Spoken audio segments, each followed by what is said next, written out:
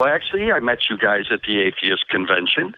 Oh. I was there I came with my children, and we were like the first people to meet you Friday morning when you guys were setting up your table and stuff.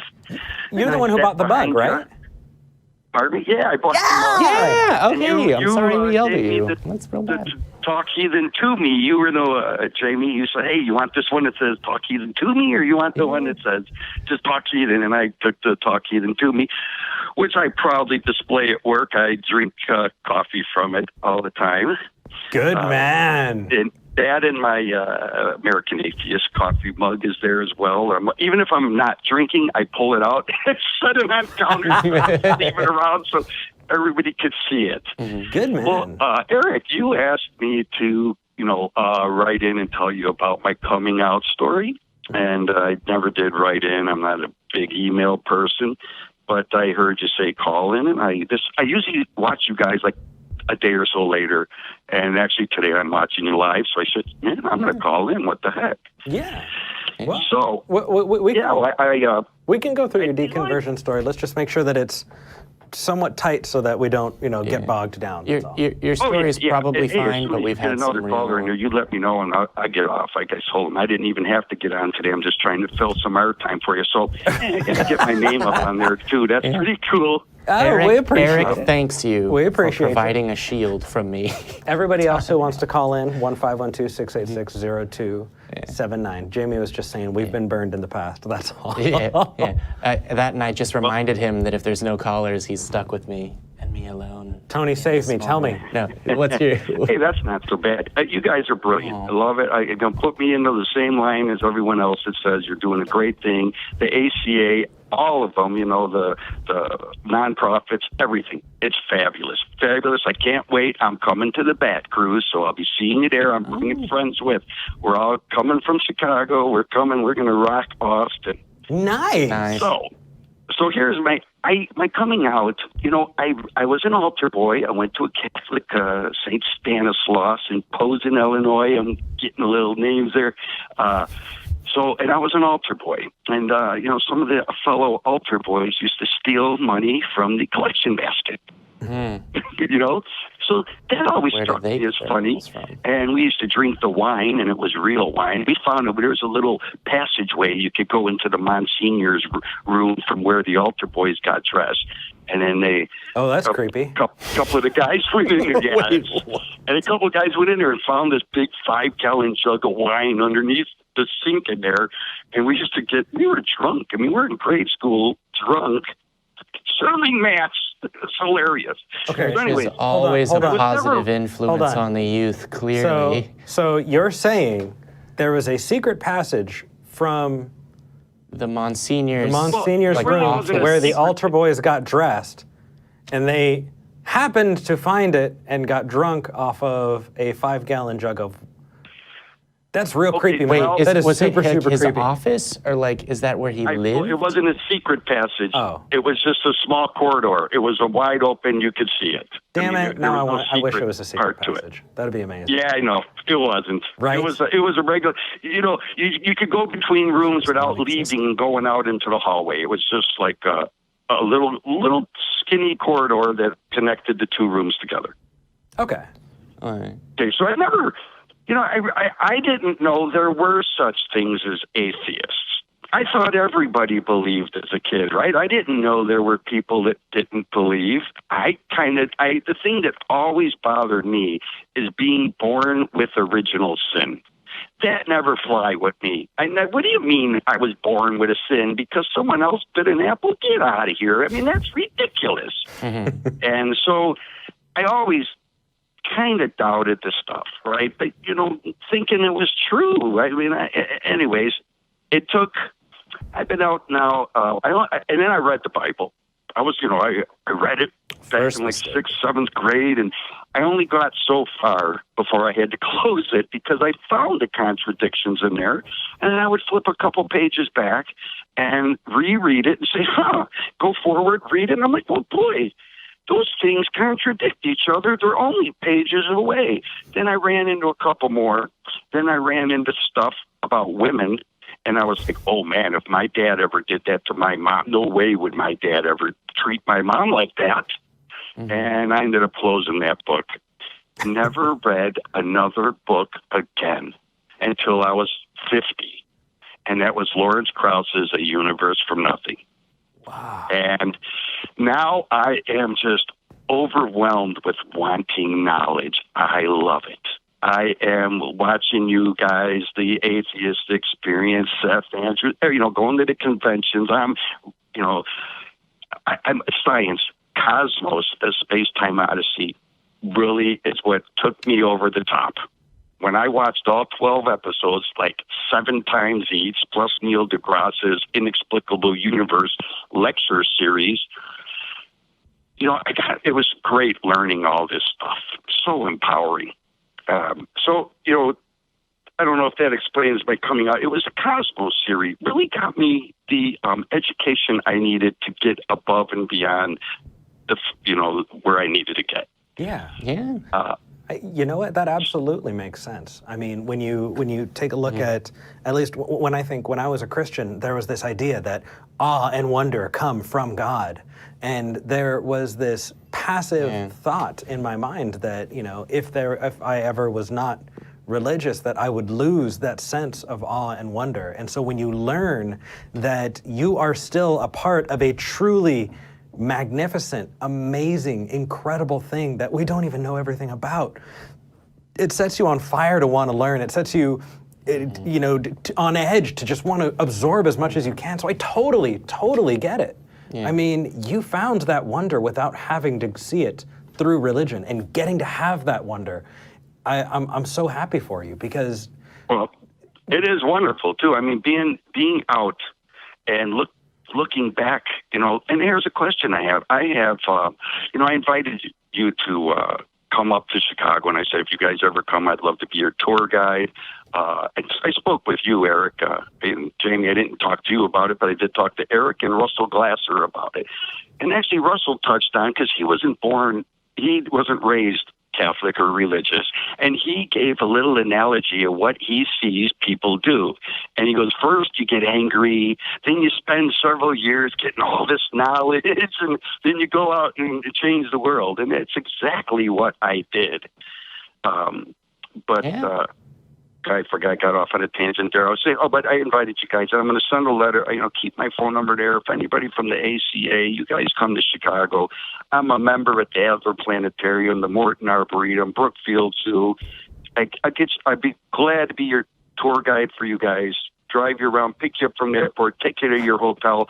Never see you again, but give you a free ride and chit-chat with you on the way. Plus, I drive a hybrid, so we'll be reducing our carbon footprint if you take me instead of somebody who's not a hybrid. Tony, brother, wow, sold. It's a free ride. Cool. We're totally sold. Are there any blackout dates on this exclusive deal? This is awesome. Oh no, well, I work nights. I get all kinds of vacation. I'd even take a vacation day or go to work late, calling sick, just to drive you guys around. I don't have a problem with that. I'm 50. I'm pretty. I call my own shots. But yeah, actually, my daughter, she's going to be attending Arizona State University. So this summer we're going to be going doing that. We have an orientation, and I'll be moving her in August. So there are a couple blackout dates, but if you give me a heads up notice, I certainly will work something. I'll let you know I can't, but Will do. There's not many of them. All right, give me a little notice, and I'll let you know if I'm available or not. Yeah. Certainly, and that's everybody. That's the people in the crew too. I'd like to meet them as well. Well, how do you? I have 24 friends coming to the Adler Planetarium. We're celebrating the summer solstice. I celebrate the solstices. Eric, Heathen. I have the holidays too. I love putting lights up. I like doing all that stuff. But I don't celebrate Christmas. I celebrate the winter solstice, the rising of our sun and ascending to heaven after being dead for 3 days. It rises up and ascends to heaven under the Virgin. Wonderful stuff. Worth celebrating. So that's it. Yeah, I mean, I hear you say you celebrate Christmas. Could you stop? Still celebrate the season, but not Christmas. Celebrate Saturnalia. Well, actually, I want to push back on round one. Yeah, I want to push back on that, because the Christians can have everything about Christmas that's in the Bible. Right? And I will keep Santa. I'll keep the presents. I'll keep the Yule log. I'll keep the tree. I'll keep the eggnog. I know it's controversial. I like eggnog. The gift giving and the mulled wine. Oh, it's good. But not being in a barn with a bunch of animal poop. Yeah, I mean, they can keep all the Christian shit, but when we actually went and made it good, hell yeah, I'm gonna keep it because it's ours. And if somebody's gonna try and co-opt it, no, that's really ours. Fuck you. Yeah. You know what? We actually had that first. Yeah, we had that first. And it was who's waging the real war on Christmas? That's right, motherfucker. Look, I mean, we to reclaim Christmas. That's what we're going to launch. We get that, and just like so many other words in our language, and the English language, and I know it's the same for every other language.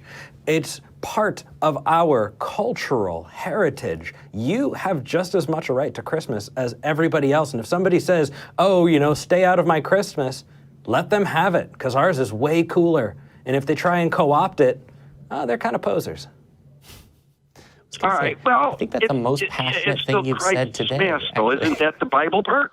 I'm sorry, Jamie was talking. Go ahead. Yeah, sorry. That's right. I mean, the Christmas, Christ's Mass, the birth. I mean, that's Bible.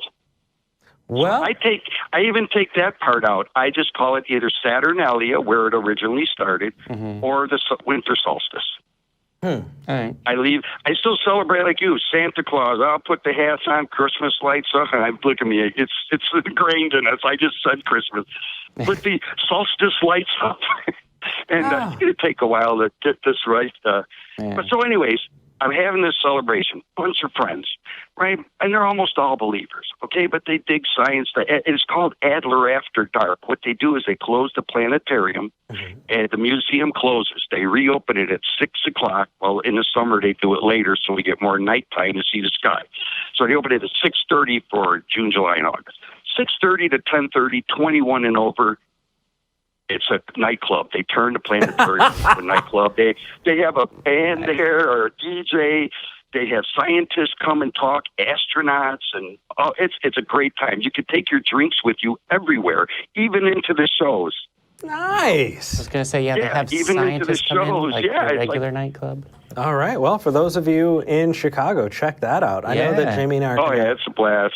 It sells out. Oh, go ahead. It sells out pretty much every month. It's sold out. They had that. So if you ever come into Chicago, third Thursday of every month, and the theme changes, each month. So it's different when you get there. They have sciences. Actually, I saw a tardigrade, the water bear, right? Oh, yeah. I saw one at Adler After Dark. They had it under a microscope and then up on a screen, and you got to move the slide around because the tardigrade was moving. So you had to move the slide to keep it, up so you could see it because it would, move out of the way. And I was like, I saw a tardigrade. That was so cool. I love that. So how do you tell friends? How do you kind of open their eyes without offending them? I mean, well, what you do is you keep being the awesome fucking guy that you are, just like we were talking to the last dude. Tony, I met you, and you had your kids with you. You're an active parent. And not only that, but you care and you're excited about things. I'll tell you that in Southern California, there was the California Science Center, and I would go there, and it was for kids, who are in middle school, who are going on field trips, and I am having a freaking blast. The best dates I ever had were actually going to the California Science Center, because it's fun. Because okay, no, that's weird, and you took that to a weird place, and that's on you. So, your dates with. But there's a damn it, Jamie. There's a wonder. There's a wonder to the natural world. And when you get to explore it, you're never too old to be excited about science camp. You're never too old to be excited about exploring the world, big and small, all around you. And being a dad who gets to do that, holy shit, man, being a friend of yours and getting to see what an awesome guy you are, I couldn't imagine, that doesn't have a big impact. Be an open atheist, be an out atheist, and be the person that people think of when they think of an atheist. Well, yeah, and being a soldier, I'm a Army veteran. Oh, thank you for your So that service. kind of helps when people. I was actually a volunteer at Reason Rally. I was on the VIP. Yeah. I met Russell Glasser at the Reason Rally. Took a picture with him. I showed him the picture I took of him when we were at the convention. But I wore my Desert Combat uniform up on stage to the whole, and I stayed there all day as a VIP volunteer on the stage, and to show people that you can be patriotic even if you don't believe in God. You have a soldier right up here. How more patriotic can you get?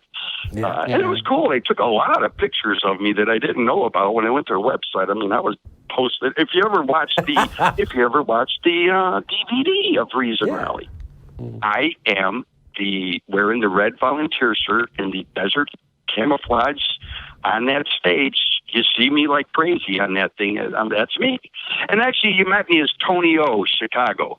Mm-hmm. And here they just put Tony Romeoville.